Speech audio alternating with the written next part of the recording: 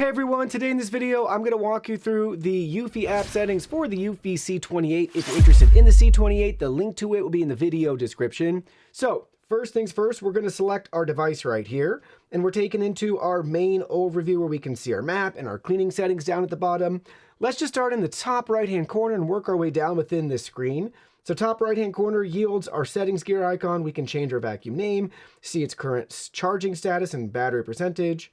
We have base station tasks we can conduct, go home, wash mop, dry mop, or empty the dustbin. Below that, we can select base station settings. So auto drying, we can choose our drying mode, quick or standard. Auto empty, we can adjust the frequency here, 15, 30, or 45 minutes. And you can toggle that on or off if you, for some reason, want to disable that feature. Then we have our cleaning history, so we can see a breakdown of our cleaning history here. Then we have our schedules, so we can add multiple schedules here. So you can set a time, which days of the week you want it to repeat, right? So all that can be done right here. Choose your days of the week, area cleaning, home, room, or different cleaning scenarios, and then what mode do you want? So you can adjust the intensity, suction, water level, all of that within the app in your schedule. Then we have manage map. So here we can enable multi-map saving. If we have like a basement and an upstairs, we want to map multiple levels. We can manage all of our maps here and create a new map. Then we have cleaning preferences, so we can enable Boost IQ for carpet cleaning, and then carpet cleaning modes, vacuum only or avoid carpets, and then auto return cleaning. This is basically when the battery becomes too low, it'll go back, charge up, and then resume cleaning. Then we have Eufy Lab. This basically has some new features and stuff that you can enable or disable, so we could do water level detection, which is cool.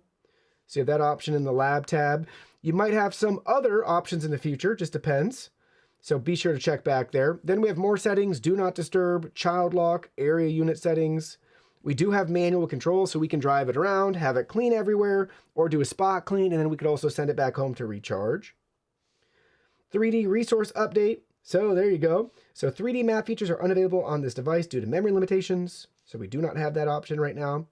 Accessory services. So we have a nice breakdown here of common maintenance and when it's time to replace. Basically, they're just timers. So when you clean or replace them yourself, come back in here and make sure you reset that so you can keep track. And here's the replace tab. Again, you get the idea here. Really helpful though, step-by-step guide. Pretty sweet. Below that, we have the help and contact section, voice settings, off-peak charging, activity log upload, find my robot, and then remove the device. So you can remove it from your account. And then we have our device info and remove the device again right there. Back on our main screen, below that icon, we have our multi-map section. So if we had multiple maps, we can quickly pick and choose which map we want to use. Below that, we have our map editing options. So we have multiple icons here. We can merge, divide, or rename our rooms. We can extend the map. So if you added an area, however you did that, you can extend it as well too. Basically, you just do a zone clean in that area and that will populate the map automatically that way. We can add restricted zones. So we can add virtual walls and barriers, no-go zones, and then vacuum only zones. So it'll just vacuum in that area. We can add carpet and adjust the floor material on our map as well if it didn't get it right, or you've changed the floor material, or you added like a carpeted rug in the future. You can do all that in the edit map option. And then down below that, we have 4 tabs here. So the first one's going to be the common tab. So you can add a cleaning task here.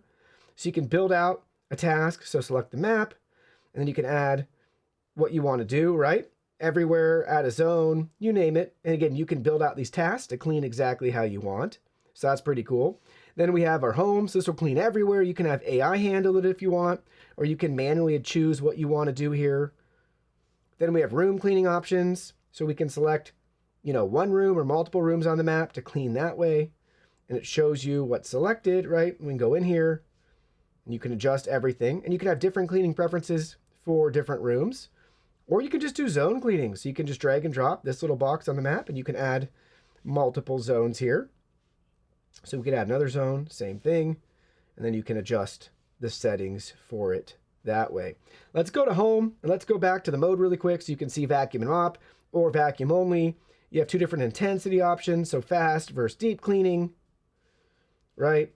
And then we have, if we're just doing vacuum and mop, we can see the 3 different water levels and the 3 different suction levels. And we can also save that as a common task.